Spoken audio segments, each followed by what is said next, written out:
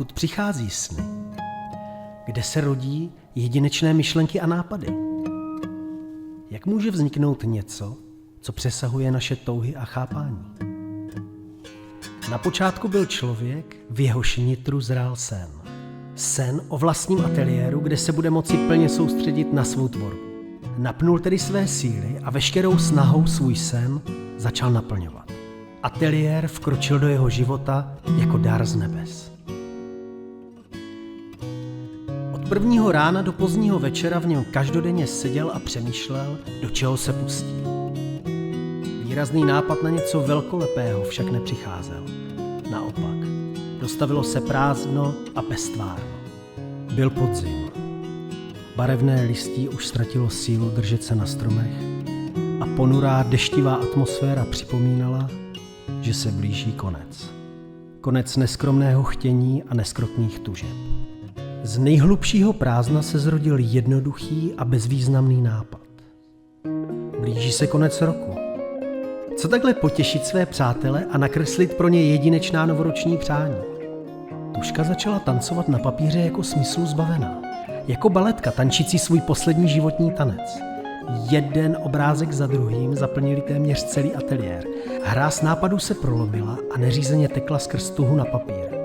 Příval inspirace přerušil až telefonát zvoucí na kávu. Tužka si lehla na nedokončené dílo a upadla do zaslouženého spánku. Ten, který si jen tak maloval, šel pomalu městem. Kolem vlakového nádraží, přes unavené davy lidí spěchající domů z práce, až ke stolečku v kavárně Nadhled, kde hned z kraje dostal obvyklou otázku. Na čem teď pracuješ? Dělám PFK, každé jiné. Cože? PFK? Vždyť je teprve konec října. S husí kůží na ruce si ve stejný okamžik uvědomil, že místo novoročních přání, nevědomky, nakreslil část příběhu, který se bez varování přihlásil o slovo. Spěchal tedy zpátky do ateliéru, rozložil všechny kresby a usmál se. Pohladil svou unavenou tužku a znovu se dali společně do tance.